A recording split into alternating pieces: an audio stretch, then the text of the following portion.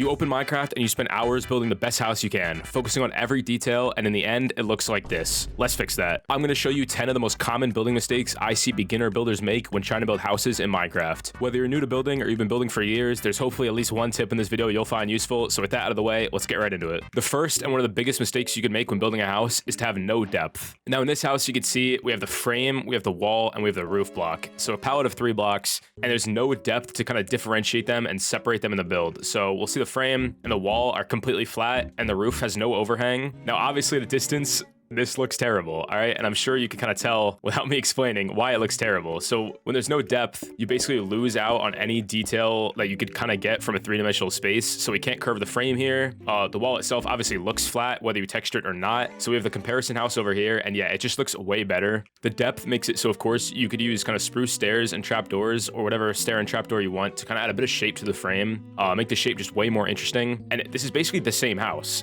There's not a whole lot different in these builds. It's just one of them, I pushed the blocks back in the wall and I brought the roof out a block, which actually lets 2 blocks of space up here, which is pretty cool. But yeah, this also lets you add more details to the bottom. So down here, we of course have a flower pot, which is, kind of a classic. You can get more windows in. You can do this on, of course, every side here. And it just makes it so you could have way more details in a smaller build. I mean, just look at the comparison between these 2 builds. It's kind of a no-brainer. Next up for common mistake number 2, we have the complete lack of shape from a house. This is basically just when you build a rectangle. Now here we have basically the same house from over there. I did a different palette for it because I thought, a lighter one would just kind of mix it up a bit. But as you can see, it is a rectangle. And no matter what amount of details you add to it, it's still a rectangle. You know what I mean? So it looks decent, but as you can see here, by just literally adding a small part to the right and a small part to the left, we made this house way more interesting to look at. Now there's a bit of height variation in the roofs. There's like kind of connecting parts here. There's more space for detail. And again, just adding a bit of shape to it will make the house way more interesting. You can obviously take this to the extreme and make some kind of crazy shaped house or whatever. Again, this is literally just this house again, but like on the side, It's not like it's super complicated, but yeah, just a little bit of shape goes a long way. Build mistake number 3 is a huge one. This is honestly just an instant deal breaker for a house, and that is essentially using almost all the same block throughout the house. So we have 3 different examples here. First, we got the oak plank house. You'll be surprised how many builds you see that just use one type of wood for 99% of the house, and it will look bad even if you use a nice looking block like brick. I really like the brick texture. I think it looks really good in the house, but of course, when you build the whole thing out of it, you basically have 0 contrast in the build, and it ends up just looking really flat. And this even extends to texturing that one block palette you choose. So this house is still basically all just stone. I did texture it, but of course, texturing is not going to save the fact that I used all the same block basically, because this completely just eliminates contrast from the build. So as you can see over here, we have a more proper house, and we have, I guess, kind of like 4 different main colors.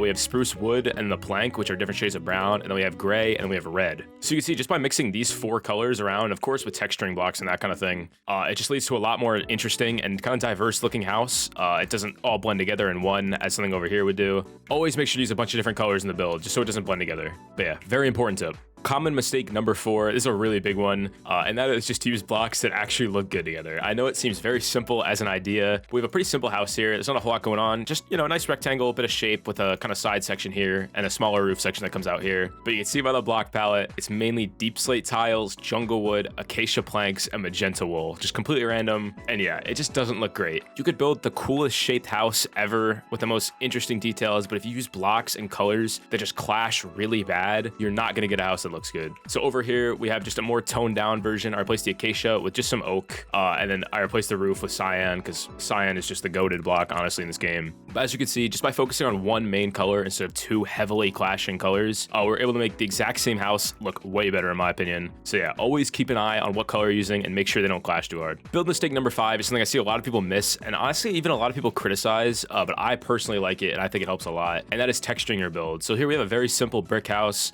with a stone roof, of course, and it's not bad. At this scale, you can kind of get away with not doing the most work with texturing in a build. But as you can see, it looks kind of flat. There's not a whole lot going on. It just looks kind of here. You know what I mean? There's not anything noteworthy about it. But then over here, we have the exact same build, but just with a little bit of texturing. I think especially on the roof, it goes a long way to show a bit of weathering. Obviously, it depends on the block palette you're using. For something like brick, I like the way granite looks. If you're using like white wool, then it would be like calcite and like concrete powder. So again, it just heavily depends on the size of the build and what kind of blocks you're using. But I think it makes a huge huge difference like 99% of the time, and you should probably texture your builds because, I mean, I prefer the way the right house looks way more than the left one, but maybe not, maybe you don't. Build tip number 6. In my opinion, this is the biggest deal breaker out of anything that you can miss in a build, and that is just the scale being completely off. Now, I know that might seem like a bit of a like sort of nebulous concept here, not really the best, like most well-defined thing ever, but I'm sure you could tell this looks wrong, right? Like the wall in front of me looks wrong. It's just a large space with no interesting shape, nothing. And I'm not saying you can't build a house with this kind of scale, but I mean, that looks better. You could detail a smaller section more, right? So just by breaking up the shape with maybe some like dormers coming out of a roof, for example, or just some like interesting sections coming out of the side of a wall, you can just add way more shape and like visual interest to a build, especially if you're building a house that's basically a big rectangle and you want to break it up. Just add some parts coming off to the side, smaller sections, break it up a bit. It looks way easier for the eyes to kind of process what you're looking at, you know? I was block wrong. But yeah, I see so many builds in my Discord and in my like fixing build series that's kind of the biggest problem they have, and it's just that it's one big wall and you really need to just break the wall down to texture it, and I think that's really just one of the biggest takeaways from this video, honestly. Next up, for tip number 7, we have something that's a bit more contentious. I've seen a lot of debate around it in the Minecraft community, and that is the concept of block vomit. Now, I know that this term has been kind of ruined over time. It's way too overused to basically describe texturing, but in my opinion, what block vomit is basically just when you have too many blocks that don't necessarily blend super well together in a small space.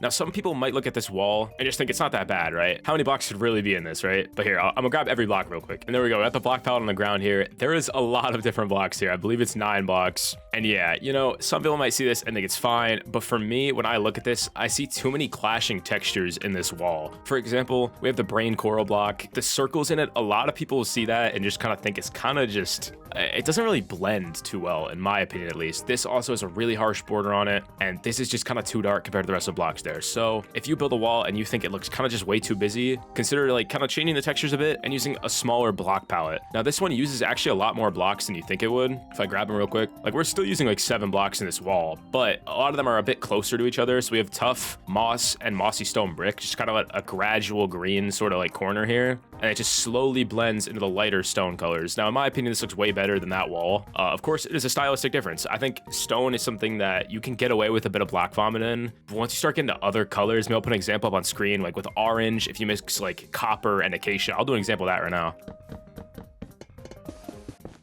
Like something like this is a lot more block vomity. It's kind of a lot easier to tell what people are kind of complaining about, and I do agree.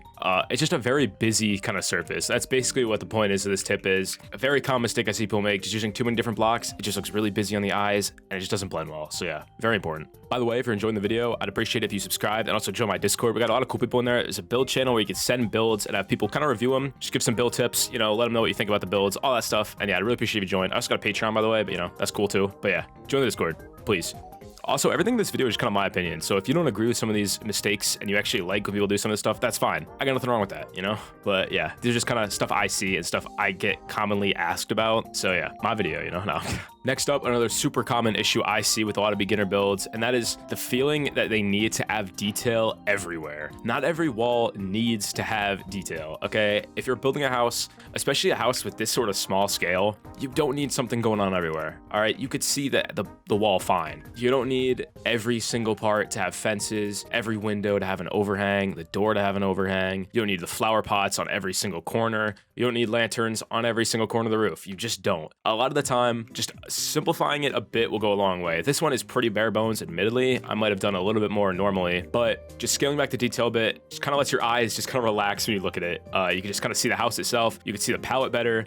It's less just confusing, and it's a visual mess. Something like this will look really bad at an angle, for example, when this sort of house will look pretty good no matter where you look at it from. So yeah, always just keep an eye out. Ask yourself, do I really need this random trapdoor here? Probably not, you know, and I think it makes a lot of builds look way better without it. Next up, for tip number 9, this is kind of a bit more of a survival build tip, but it applies to creative too, as long as you're building not in a super flat, basically, and that is to leave the landscape alone, especially in survival. If you find a cool place to build a base, do not flatten the terrain. So right here, we have just a house on a completely flat square. I like this house a lot. This is a classic day 60 out of my 100 day series from like a year ago. It's a classic. I really like this house, but it looks just so out of place and boring. And when you put it on like actual landscape and in a biome, it just looks like it fits way better into the space, into the surroundings, and maybe I'll put some screenshots in like an actual world right here. But when you're actually in a normal Minecraft world and you flatten a whole chunk of the forest to build a house, it looks noticeably out of place. And no matter basically what you build there, it will never actually look good. So in my opinion, I always try to keep as many trees and as much of the landscape around me as possible. I like having the foundation sort of usually be half in the ground, and this kind of just lets it look like it more naturally blends in. Maybe like this house has been here for some time and then nature has kind of reclaimed it a bit, and it just looks way better. So yeah,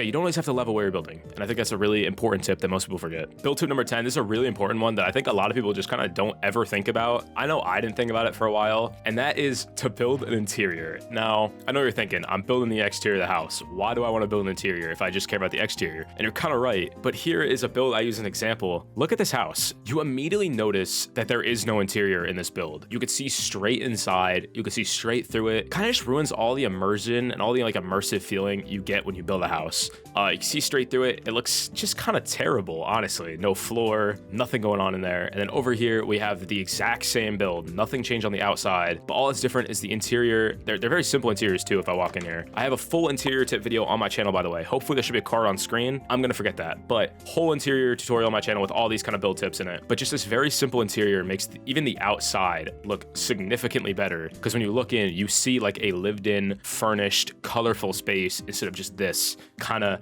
void looking thing. But even one more quick build tip, if you don't actually want to build an interior, I think it looks way better to just commit to not building the interior. And what I mean by that is to basically do this and just black out the windows. You're not meant to see through it. Your imagination just kind of like fills it in as like, oh, I can't see through the windows. And it looks just way better than if you were to just have this void. So yeah, very important build tip. Please do interiors, okay?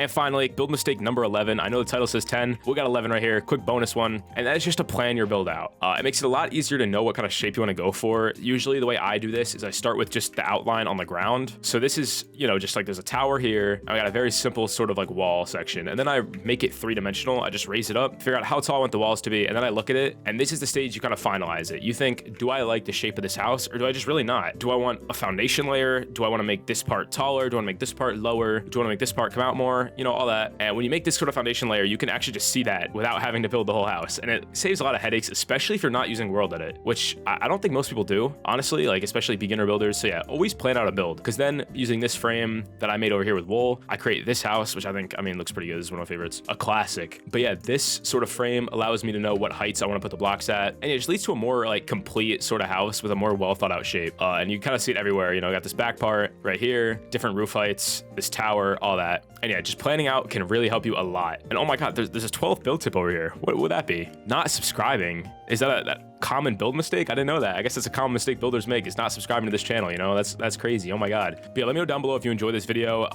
Kind of took a bit of effort to make, you know, all these kind of example builds here. Let me know down below if you actually do any of these build mistakes, and you know, if you're gonna fix them or not, or if you're just gonna keep doing them. You know, you do you. It's Minecraft, sandbox game. You can do whatever you want.